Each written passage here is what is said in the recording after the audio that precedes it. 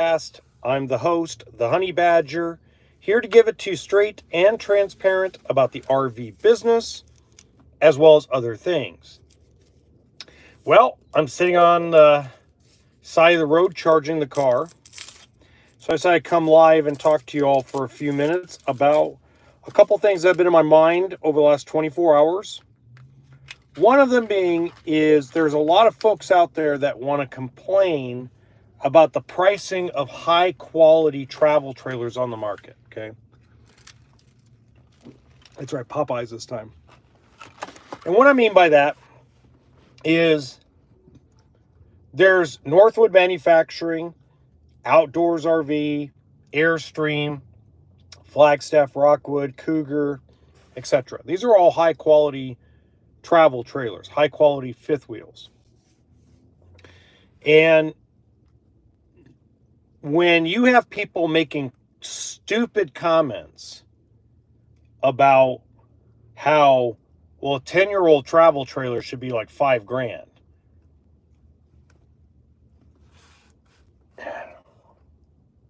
Look, I understand people are mad because the crash that everybody wanted isn't going to happen.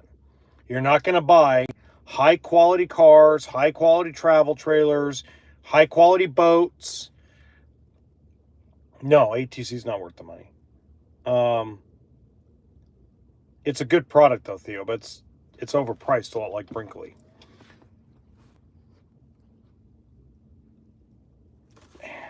The crash isn't going to happen. I'm sorry. I'm sorry you wasted your time waiting and waiting and waiting. And I'm sorry you're going to waste your life waiting longer and longer.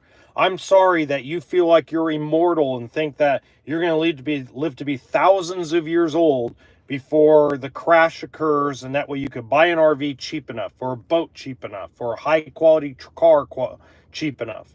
I'm sorry that you guys feel so unappreciated by the world, that everything's so far outside of reach and far outside your price range that you've decided that you just rather complain. I get it, and I'm sorry. I'm the same way in some respects. I want to move back to Ventura, California. More than likely, I never will, because the LA fires have caused housing prices to triple. A place that was renting 6 months ago for $1,800-$1,900 now is going for $7,000.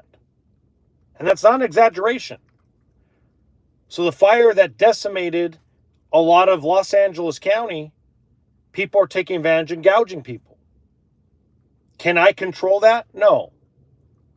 Am I going to wait till the market crashes before I make a maneuver? Am I going to wait forever, the next 3 to 5 years? Okay, it's going to happen any moment now. Everything's going to crash. Why does it keep going up? Right? So the reality is that if you waited and waited and waited, you're going to keep waiting. And if you're okay with that, you must really not want to live the RV lifestyle, the boat lifestyle, the camping lifestyle. You must be okay sitting in front of your TV, screaming and yelling at Fox News or MSNBC or CNN or ABC or Kiss My Butt or whatever the case may be. Okay? Good evening, Steve. And then you're going to make stupid comments on people's videos because you just feel like you got to. It's the only thing in life you have left. And I understand it. You know, you get mad at everybody in the world but yourself. And I get it.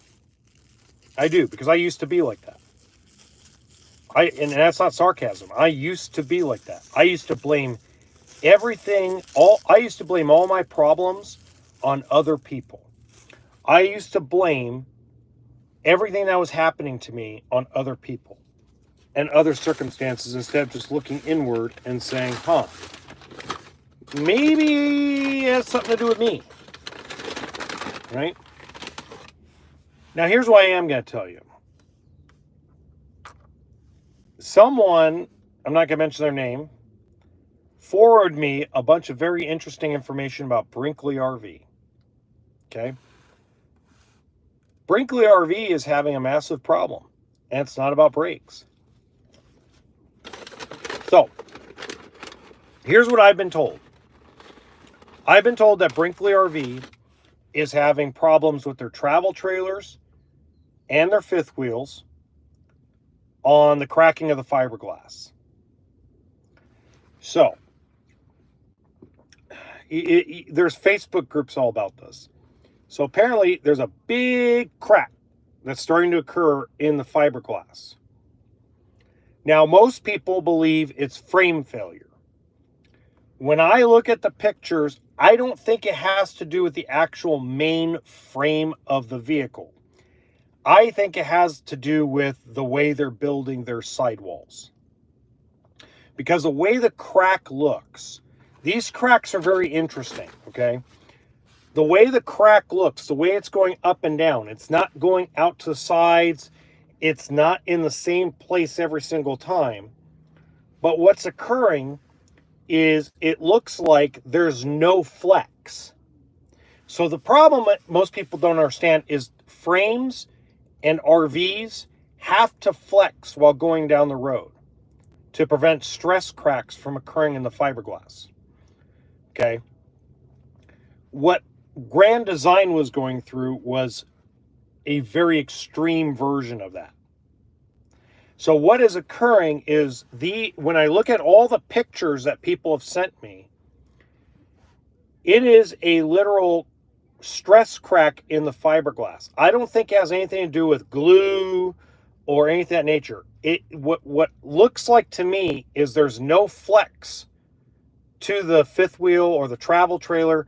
So the fiberglass is too tense, and so it's just putting these big cracks throughout the sidewalls on Brinkley. That's my opinion. Okay. Remember what I said. I said Brinkley RV is not worth the money. It's too much money for what it really is.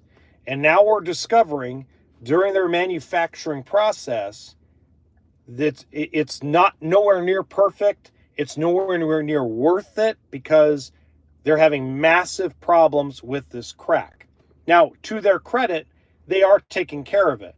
But from what I'm understanding from Brinkley owners, because now Brinkley owners are coming in like they're coming in like, no, we don't have a frame problem, we have a sidewall problem. Now what I'm seeing and understanding is a lot of these Brinkley customers are telling me that Brinkley can't get them in at the factory to make the fix, and they're full.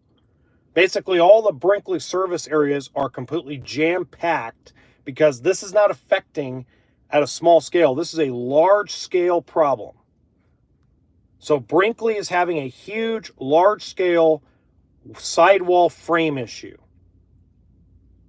Not the main frame, not the steel frame it sits on, but the framing of the sidewall. There's something they're not doing right during the manufacturing process, or there's something they tried new that's not working that end up causing these cracks in the walls. Okay. Is it something to panic about if you're a Brinkley owner? Not necessarily. Would I buy a Brinkley right now? No. Because if you're not manufacturing this thing right,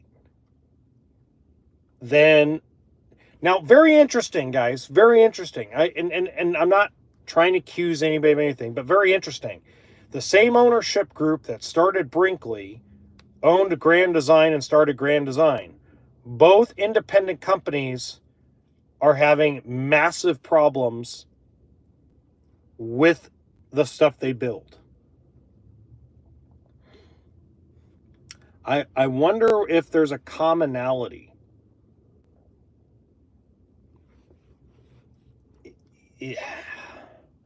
Obviously, they learned from the frame problems they had with Grand Design, and they built a bigger, heavier frame for the larger Brinkley fifth wheels and travel trailers. But at the same time, they're having a big sidewall crack problem. I don't know, man. To me, it just seems so weird. So Brinkley is not perfect. Brinkley actually has more problems than any other manufacturer for 2025 year model. And to their credit, though, they are handling it. Okay, to their credit, they are trying to get it resolved. How long it'll take them to get it resolved, who knows? It could be a year, it could be 2 years. If it's as big of a problem as people are telling me it is, it's going to be a long time before people can get their stuff fixed. Wow. Unbelievable.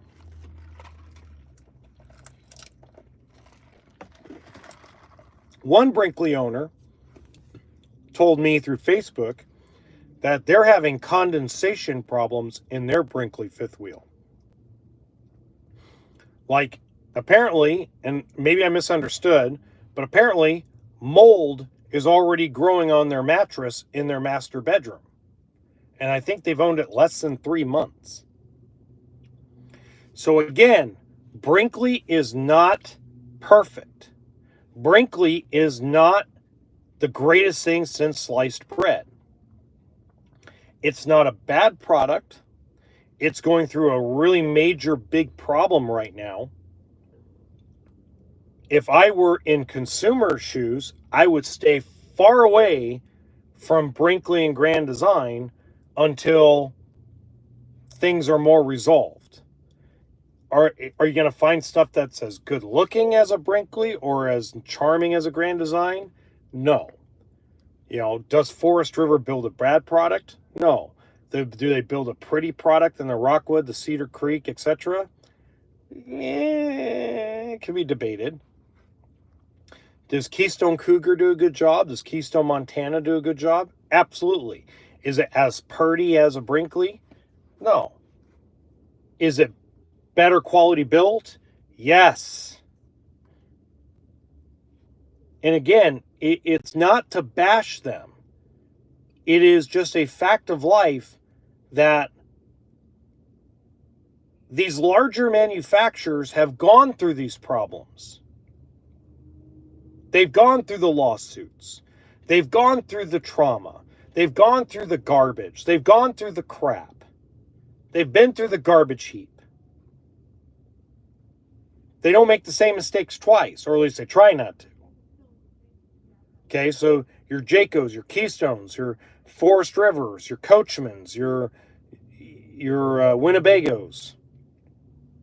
No, not Winnebago. Winnebago's a terrible example because they do a horrible job with trailers. I'm trying to think. Your Outdoors RV, your Northwood Manufacturing, which is your Arctic Foxes, your Nash Trailers, your Intex, your Airstreams, your A-Liners. These are all companies that have been in business a very long time. Brinkley's been in business, is still in its infancy. And remember, their ownership group, once they build a company up, they sell it off for hundreds of millions of dollars. They don't stick around. Their main force of ownership, their main group of owners, they don't stick around. They bail. They get it to its maximum value, sell it off, make good quality money, and they move on. They don't stick it out for 20 years, right? They leave it to whoever buys it to stick it out for that long, right? So you have to have that kind of understanding that this was bound to happen. You know, I've been saying for a little over a year, Brinkley is overpriced and overrated, but it's not a bad product. Even with the sidewall cracks, it's not a bad product. Right now, it's not a good product either, but and I'll say this again for the last time, at least they're acknowledging they have a problem. At least they're acknowledging somewhat the scale of the problem, and they're handling it. Unlike what Grand Design did. Grand Design deny, and really hasn't done much to make the public trust Grand Design on a general statement. Right? So, that's that. The other thing that I'm noticing is there's a lot of people out there that are pushing to have lithium batteries on RVs, specifically travel trailers, fifth wheels. So if I told you today that you could put two 6-volt AGM batteries on a travel trailer and it'll do the same thing for you that a lithium battery will, but it's $7,000 less, would you still want the lithium? Let me know in the comments. Lithium is a waste of money in the RV industry. Is it a waste of money in the car industry? Probably not. Is it a waste of time when it comes to homes and storage of energy? Probably not. Pardon me. Is it a waste of time and a waste of money in the recreational vehicle industry? Abso-freaking-lutely. Biggest waste of money, biggest waste of time on God's green earth. Because over 85% of RVers that were surveyed by Thousand Trails, KOA, and other companies found that the majority, over 85% of people surveyed, stay at some form of RV resort or where there's plugins. So why do you need a lithium battery if you know that 8 out of 10 times you're going to be plugged in at a campground?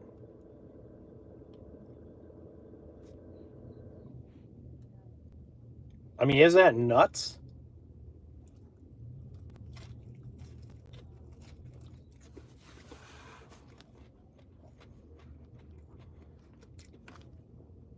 Well, I understand, Steve, but let's see. There's lithium batteries in this car, and you're not supposed to charge it to 100%, and it takes hours.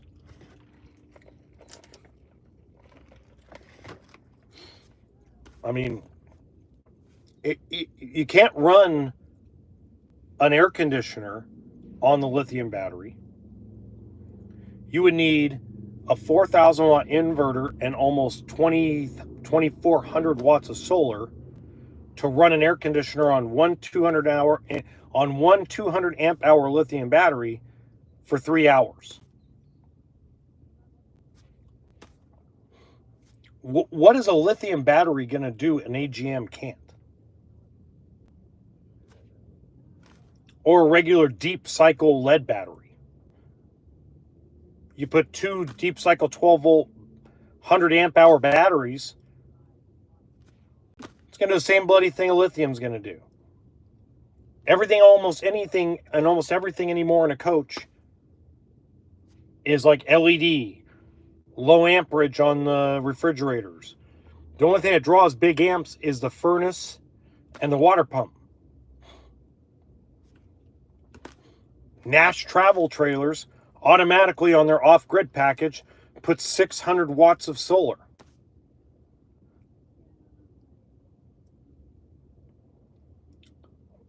Maybe. But see, I've heard the horror stories of lithium and people boondocking. There's a lot of people that swear on 6-volt AGMs because there's been horror stories about lithium. Horror stories. And they're way more money to replace than a lead acid battery. Way more money. You're going to take a generator with you to boondock. Especially if you want to run the microwave and you want to run the air conditioner. Fact of life. You want to run a blender. Fact of life. Even with an inverter, you're going to do it. Well, I got you. It's just one of those things. I'm never going to be a fan of lithium until Lithium can run an air conditioner for 24 hours. Not going to be a fan. I think it's overrated and overpriced. Brinkley, overrated, overpriced. Lithium, overpriced, overrated. And more money than I would ever want to spend. Ooh, there's mashed potatoes and gravy. Ooh. Popeyes and McDonald's should just sponsor my podcast because I'm always seem to be eating lately. How much more time do I got? I'm at 55%. I'm still good. Woo-wee! Gravy. Look at that. All right. The next thing I really want to talk about is there's a lot of speculation out there about interest rates. Okay. There's also a lot of speculation about Forest River. Okay. So let's start with interest rates. There's speculation that interest rates are going to go up at the Fed level during the next Fed meeting. And the speculation about that comes from investors, not from the news, but from investors. Now, I don't know what they see that I don't. Obviously, they're a lot smarter than I am when it comes to finance. But I don't see interest rates going up, and I don't see them going down. I see them flatlining. And we're starting to see a trend where the more money you're putting down on a deal, the better the rate you're going to get. Okay. We just did a deal, I think a week ago. And like we looked at the structure of the deal and it was like 6.99, but the people were putting like 29% down or 30% down. Plus tax and license. So they were in a big equity position, so the bank gave them a really like awesome interest rate. Okay. Now that's not common, but I think down payment is going to be king. Not cash down is going to be king in this industry for a while. Which brings me to the speculation about Forest River. Now, I'm going to say I'm going to take this information with a grain of salt. I personally have not asked anybody at Forest River yet. I know I can make a couple phone calls. I know I'm going to get a generic answer, so that's probably why I haven't made the phone calls. But from what I was told by a very reliable source, is that Warren Buffett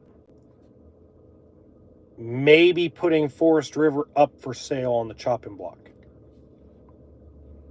Okay. The whole thing. We're not just talking about the RV division. We're talking about the boats. We're talking about the dump trailers. We're talking about remember, Forest River is this huge, huge company. It's not just motorhomes and travel trailers. It is a huge company who has several little companies underneath it. And Berkshire Hathaway owns Forest River. From what I'm understanding, I take this information with a grain of salt in some ways, because it's hard for me to believe that Warren Buffett would put it up for sale as one big company. And it would be hard for me to believe that he wouldn't at least make it public knowledge that he's selling off some portions of his company. Okay. Now, what makes me more believe it than not believe it is Warren Buffett has been known to drop companies when they stop making money. Okay. Forest River might be a large company, but the manufacturing side of the industry has been coming to a crawl for everybody. Thor, Winnebago, Genesis Supreme, Alliance, everybody, right? Everybody's come down to this crawl for a long time. And they have been losing money and losing revenue for 2 years now.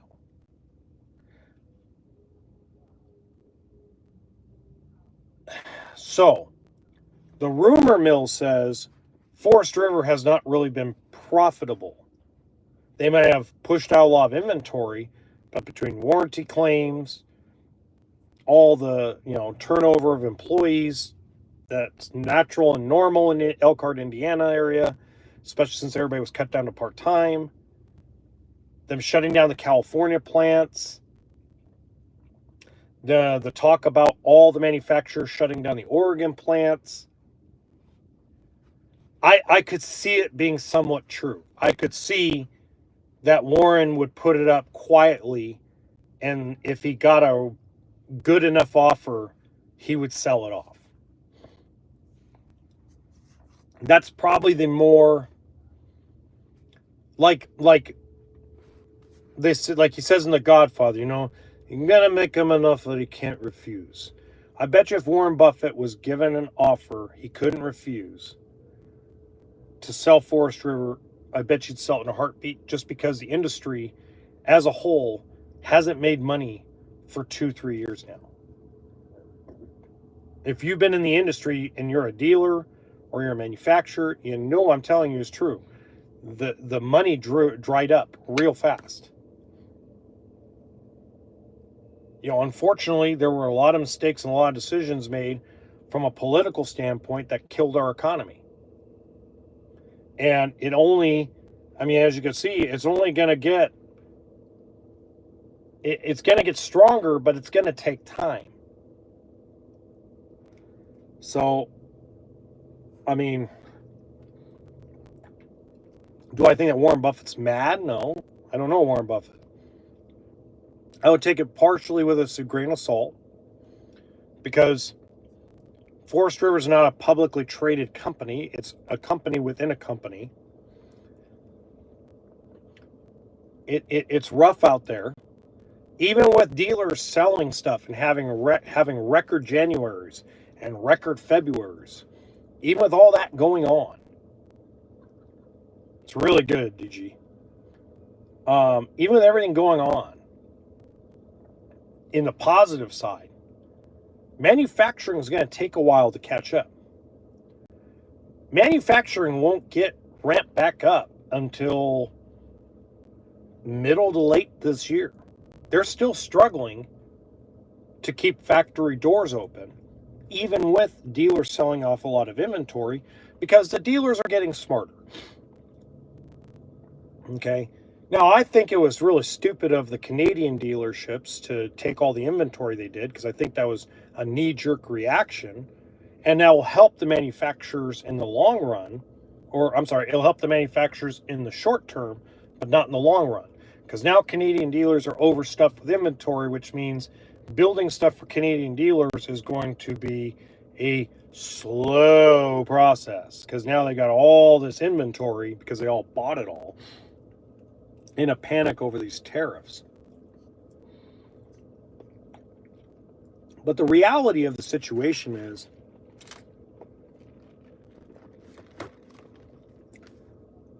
it wouldn't shock me if Warren Buffett sold Forest River. It wouldn't shock me at all. I think it would shock the people at Forest River. What would it be worth? $40 billion? $45 billion? It's got to be worth. You got to think, all that real estate, all those assets, it's not easy. Even with all the success of the Tampa RV show, the Northern California show, pretty soon Funtown RV is going to do